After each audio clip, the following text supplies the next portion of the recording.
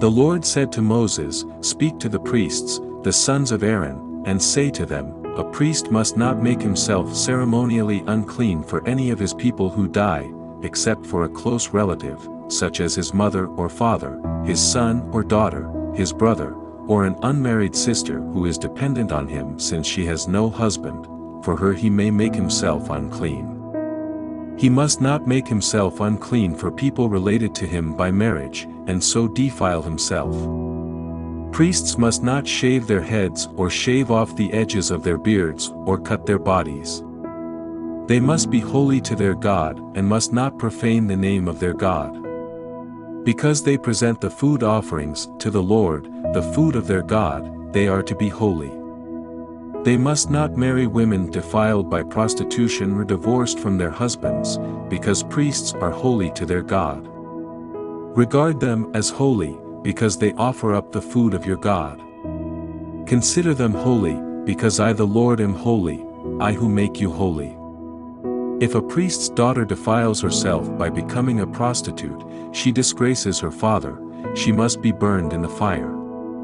The high priest, the one among his brothers who has had the anointing oil poured on his head and who has been ordained to wear the priestly garments, must not let his hair become unkempt or tear his clothes.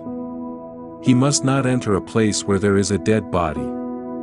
He must not make himself unclean, even for his father or mother, nor leave the sanctuary of his God or desecrate it, because he has been dedicated by the anointing oil of his God.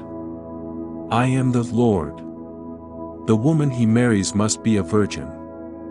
He must not marry a widow, a divorced woman, or a woman defiled by prostitution, but only a virgin from his own people, so that he will not defile his offspring among his people. I am the Lord, who makes him holy. The Lord said to Moses, "Say to Aaron, for the generations to come none of your descendants who has a defect may come near to offer the food of his God.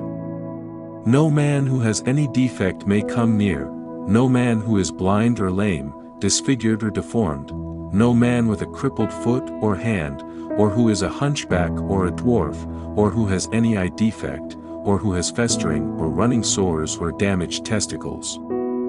No descendant of Aaron the priest who has any defect is to come near to present the food offerings to the Lord. He has a defect, he must not come near to offer the food of his God. He may eat the most holy food of his God, as well as the holy food, yet because of his defect, he must not go near the curtain or approach the altar, and so desecrate my sanctuary.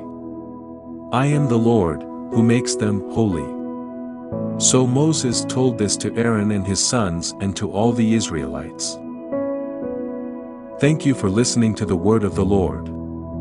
Find out how to help our project in the description.